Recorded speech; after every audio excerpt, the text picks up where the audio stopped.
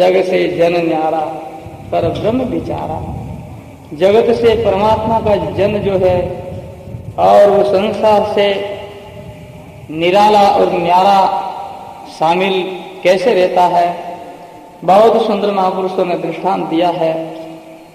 जल कमल जैसे, जैसे कमल का जो पत्ता उनकी जल से ही उत्पत्ति ही है, सदा जल के अंदर रहता है, फिर जल से वो निर्लेप, उनके ऊपर जल का कोई असर नहीं। जल कमल जैसे निधि सीपे हु तैसे, सीपी खारा पानी के अंदर रहती है और फिर जब कहते हैं स्वातिक जो नक्तर आता तब जाकर को जल के ऊपर आकर के अपना मुख खोल के बैठ जाती है और उस जो कहते हैं समय जब बरसात होती है और वो अपना मुख खार बंद के अंदर ऊपर की बरसात की बूंद को वो पकड़ लेती है और वो खारा पानी में रहती हुई यानी कहते हैं वो मोती पैदा कर लेती है उनके अंदर, यानी कि वो खारा पानी का रेशा नहीं जाने देती। अगर खारा पानी मिश्रित हो जाए तो वो मोती बनता नहीं। तो इसी तरह महापुरुषों ने दृष्टांत दिया है, जो सीप यानी जैसे सीपी खारा पानी में रह करके वो निराली रह जाती है, तो उस पानी का विंतर में असर नहीं होने देती। ऐसे ही महापुरुष कहते हैं कि जल कम्बल जैसे सीपी निधि सीपे तैसे और मणि आई मुख ऐसे। जैसे आई सरफ के यानी कहते हैं कंठों के अंदर विष रहता है और वहीं जो कहते हैं वो अपनी मणि को रखता है, तो मणि के ऊपर विष का कोई असर नहीं और वो मणि जो विष से निर्लेप रहती है। तो इसी प्रकार संसार की यानी कहते हैं अंदर परमात्मा के जो भक्त जो जन है, विवेकी और ज्ञानी पुरुष है, संसार के अंदर रहते, संसार का प्रपंच करते, सब कुछ करते, फिर भी कहते संसार से वो निर्लेप निराला रहता है।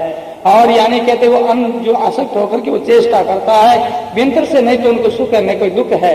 जिसी तरह प्रसंग आता है कि सत्संग के अंदर एक कोई जिज्ञासु को शंका हुई और शंका का समाधान करने के लिए वो खड़ा होकर के महात्मा से प्रार्थना की, महाराज आपके आगे हो तो मैं कुछ पूछना चाहता हूँ। महात्मा बड़े प्रसन्न हुए, बोले कि क्या पूछना चाहते हो, तुम निडर होकर के पूछो। तो वो जिज्ञासु कहने लगे, महाराज हम गृहस्थी हैं और ग्रस्त आश्रम कंद रहते थे कि सारा प्रपंच करते थे कि हमारा उद्धार कैसे हो सके, वो आप कृपा करके युक्ति बताओ। महात्मा बोले भाई ग्रस्त आश्रम कंद रहते थे कि सारा प्रपंच में रहते थे कि सारा प्रपंच करते थे कि और अगर उद्धार करना है तो तुम नारायण बन जाओ।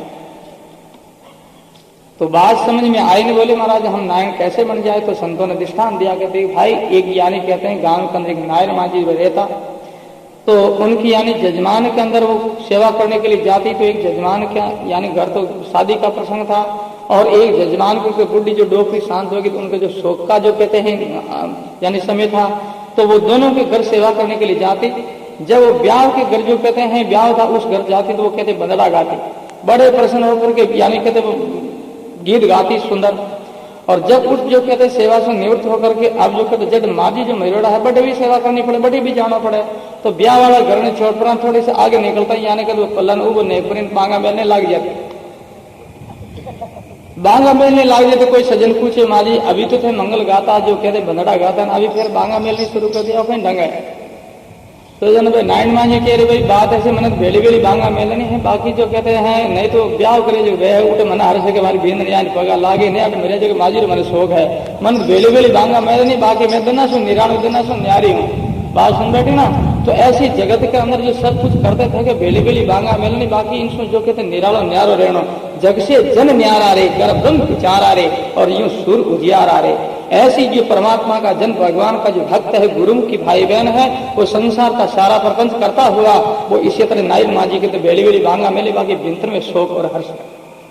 तो इसी दृष्टि से यही मुक्ति का जो चिन्ह मुक्ति का जो निशान है और ऐसे किसी जो कहते हैं हम हालत में अपना उद्धार कल्याण कर सकते हैं। तो इसी दृष्टि से महापुरुष कहते हैं ज्यों दर्पण माही दिशे पर छाई, ऐसे विवेक की जो पुरुष जो है ना संसार के बंधन में पकड़ में नहीं आता। जैसे कांच जो देखा अपन कांच में अपनी परछाई दिखे है और कांच की परछाई के अंदर जो उनका स्पर्श करनी चाहे पकड़नी चाहे वह पकड़ में नहीं आती।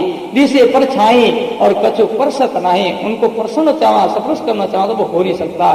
ऐसे विवेकी जो पुरुष है वो सारा प्रपंच करता हुआ दिखता है और हर्षित होता दिखता, रोता भी दिखता, परंतु विंतर में कहते हैं उनको कोई शोक और कलेश नहीं है, वो केवल पाठ रूप में करता है। जिस तरह देखो खिलाड़ी कोई खेल करता है वो जो स्टेज के ऊपर आकर के अपना पाठ करता, कोई राजा का पाठ कोई रानी का पाठ, तो जहाँ कहते रोने का जो प्रसंग तो रोता है, हंसने का प्रसंग हंसता है, यहाँ कहीं जो कहते लड़ाई करने का प्रसंग लड़ाई युद्ध भी करता है, पर विंतर में जो रोता उन समय नहीं तो शोक है नहीं हंसे समय उन समय हर्ष है और वो कहते केवल पाठ रूप में सबको दिखाता है। ऐसे जो विवेकी जो पुरुष जो है वो संसार के सब कुछ करता हुआ फिर कहते वो निर्लेप न्यारा रहता, वो कहते केवल दिखता हुआ और केवल पाठ में सब कुछ करता, बाकी अपना आप को वो अलग रखता है। तो इसी दृष्टि से महापुरुष कहते हैं जो ग्रथ समीपे सक अंतर दीपा, जैसे घी जो है ना अपने शरीर के ऊपर वस्त्र के ऊपर कट भी छाटो लाग जाए वो अपना चिकना असर कर देवे, पर रसना नहीं छिपा। रसना कहते जीव जाने किलो 2 किलो 5 किलो मनबुरी पी जाए तो जीव चीकनी नहीं वे, जीव के ऊपर गिरो असर नहीं वे। ऐसी विवेकी जो पुरुष है वो जीव्या के नहीं जो घीसु जीव्या निर्लेप रहे, ऐसे ही विवेक की पुरुष ज्ञानी जो पुरुष है वो संसार के पर्पज से वो निर्लेप रहता है। तो सुंदर साहब कहते हैं कि जो है आकाश आ रे, जो आकाश जो है ना इनमें आंधी चाले तो मेलो वे नहीं और इनमें बरसात बरसे तो गीलो वे नहीं, इनमें शस्त्र चाले तो वो कटे नहीं। और इसी तरह कहते हैं वो एकदम जो कहते हैं सबसु असंग है और सबसु निर्लप जो है आकाश आ रे और कछु लिपे नहीं तास आ रे, यूं सुंदर दास आ रहे। ऐसे विवेकी जो पुरुष है वो आसमान की भांति जो कहते हैं सबसु असंग रहता है, सबसु न्यारो रहे और जग से जन न्यारा कर ब्रह्म विचारा जीव सुर जियारा। तो देखो भाइयों इस वास्ते अपने को जीवन में सत्संग करनी है। सत्संग जो है ना वो अपने संसार में रहना सीखावे, संसार में यानी कहते हैं किसी प्रकार जीना चाहिए, ज्ञान रहना चाहिए और संसार से ज्ञान जो कहते हैं मुलाकात करनी चाहिए, तो वह युक्ति सत्संग सिखाती है। बाकी जो कहते हैं अज्ञानी जो लोग जो चेष्टा करता जो कोई कार्य करता वो आसक्त होकर के करता है और विवेकी को जो पुरुष जो कोई कार्य करता वो अनासक्त होकर के। तो अनासक्ति जो कहते कोई कार्य करते वो बंधन रूप नहीं होता है और आसक्ति को लेकर के कोई कार्य करता है वो नहीं करता, केवल उनकी आसक्ति ममता को लेकर के वो बन जाता है। इसी तरह देखो मुनिम जो सेठ का कार्य करता है सब कुछ प्रबंध करता कितने बड़ी लगन से करता है, परंतु उनकी वो चेष्टा वो सब अनासक्त चेष्टा है। और सेठ जी दूर बैठा हो केवल वो निगरे रखता है कि ये हमारा कार्य है, परंतु शरीर से कुछ नहीं करता, फिर भी उनके भीतर में कर्तापना का भाव है कि दुकान मेरी है, लेन देन मेरी है। तो दुकान सेठ जी थारी जन घाटो नफो थानो ही है, और घाटो नफो थानो जन नफो आयोजन हर्ष करना पड़े, घाटाओ प्रसंग आयोजन रोनो पड़े, आंखें पूंजनी पड़े। और वो मुनीम जो है ना सारो काम करे है, तो जो कहते हैं काटारा संचार आवती हर शोक नहीं, और न पर प्रसंग आवती कोई हर्ष नहीं है। तो इसी प्रकार विवेकी जो संसार में रहे वो कैसे कि मुनिम की भांति, और अज्ञानी लोग रहे सेठ की भांति। और सेठ जो है ना वो करे की नहीं भी फिर भी कहते हैं उनकी आसक्ति है, दुकान मारी उनकी ममता है ना, उस ममता को लेकर के सेठ बंधा रहता है। और मुनिम जो है वो अनासक्त कहता है ये दुकान मेरी नहीं है, तो दुकान सेठ की है, मैं तो एक मुनिम हूँ, ये मेरा कर्तव्य कार्य संभालना है। तो ऐसे करके वो कहते कार्य करता, उनमें वो कहते निर्बंधन रहता है। ऐसे विवेकी जो पुरुष है सारा संसार का कारोबार वो परमात्मा सेठ का समझता है, अपना आप को मुनिम समझता। सदगुरु जी महाराज की तो ये युक्ति अपन लोगों को सत्संग के द्वारा मिलती है।